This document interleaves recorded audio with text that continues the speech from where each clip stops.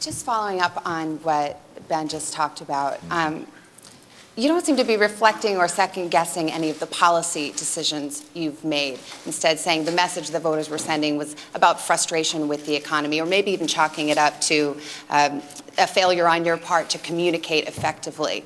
If you're not reflecting on your policy agenda, is it possible voters can conclude you're still not getting it?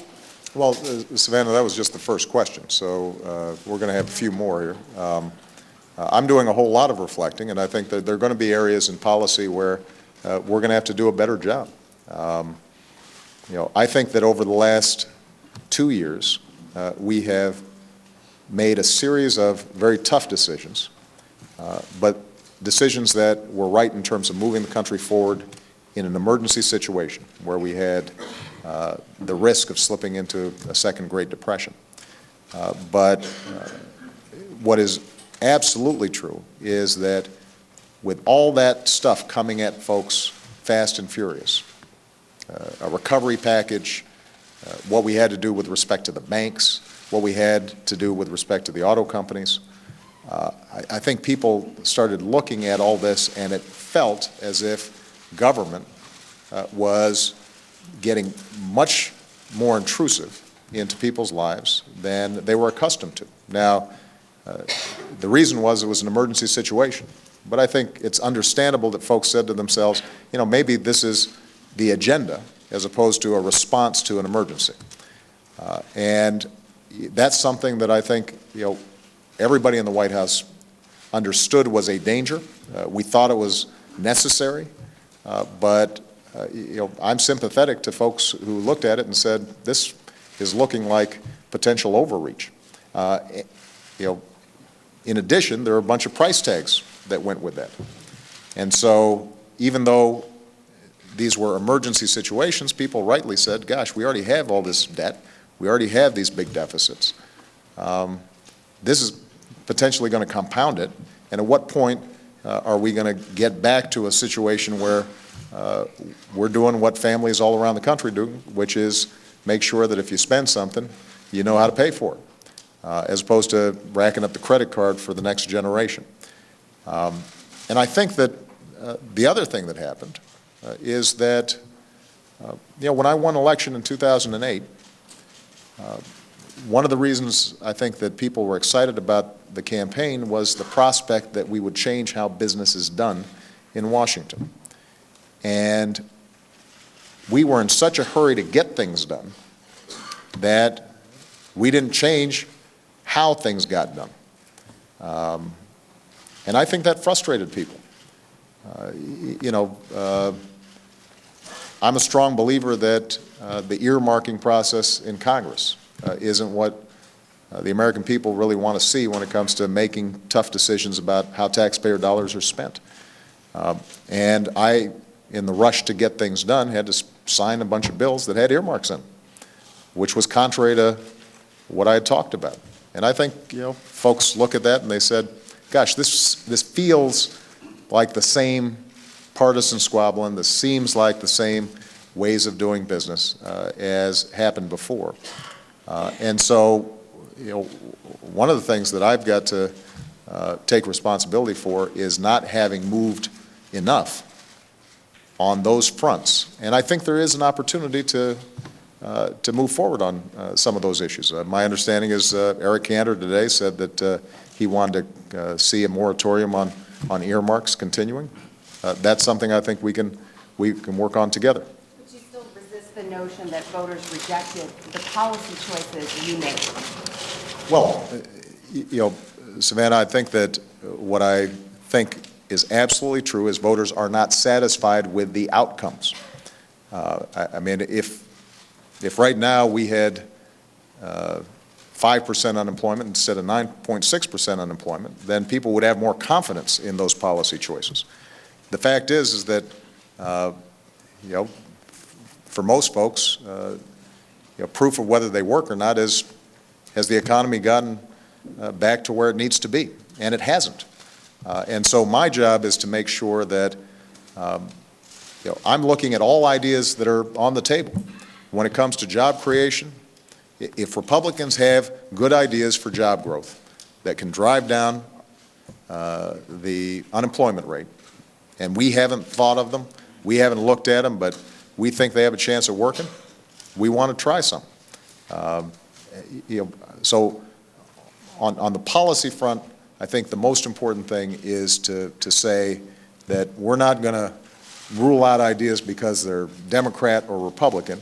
We want to just see what works, and ultimately I'll be judged as president as to the bottom line, results. Mike Emanuel. Thank you, Mr. President. Healthcare. As you're well aware, obviously, a lot of Republicans ran against your healthcare law. Some have called for repealing the law. I'm wondering, sir, if you believe that healthcare reform that you work so hard on is in danger at this point, and whether there's a threat as a result of this election. Well, I know that there's some Republican candidates who won last night who feel very strongly about it. I'm sure that this will be an issue that comes up in discussions with the Republican leadership. As I said before, though, I think we'd be misreading the election if we thought that the American people want to see us for the next 2 years relitigate arguments that we had over the last 2 years. With respect to the health care law generally, and this may go to some of the questions that Savannah was raising. You know, when I talk to a woman from New Hampshire who doesn't have to mortgage her house because she got cancer and is seeking treatment, but now is able to get health insurance. When I talk to parents who are relieved that their child with a pre-existing condition can now stay on their policy until they're 26 years old and give them a time to transition to find a job that will give them health insurance, or the small businesses that are now taking advantage of the tax credits that are provided, then I say to myself, this was the right thing to do. Now, if the Republicans have ideas for how to improve our health care system, if they want to suggest modifications that would deliver faster and more effective reform to a health care system that has been wildly expensive for too many families and businesses, and certainly for our federal government, I'm happy to consider some of those ideas. For example, I know one of the things that's come up is that the 1099 provision in the health care bill appears to be too burdensome for small businesses. It just involves too much paperwork, too much filing. It's probably counterproductive. It was designed to make sure that revenue was raised to help pay for some of the other provisions, but if it ends up just being so much trouble that small businesses find it difficult to manage, that's something that we should take a look at. So there are going to be examples where I think we can tweak and make improvements on the progress that we've made. That's true for any significant piece of legislation. But I don't think that if you ask the American people, should we stop trying to close the donut hole that will help senior citizens get prescription drugs?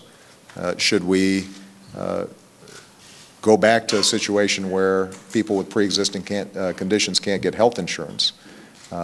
Should we allow insurance companies to drop your coverage when you get sick, even though you've been paying premiums?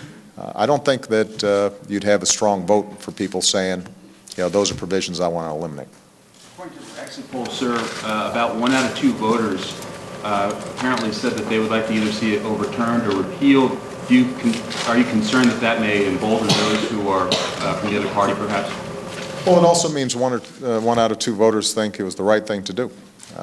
And obviously this is an issue that has been contentious. But as I said, I think what's going to be useful is for us to go through, the issues that Republicans have issues on. Not sort of talking generally, but let's talk specifics. Is this particular provision, when it comes to pre-existing conditions, is this something you're for or are you against?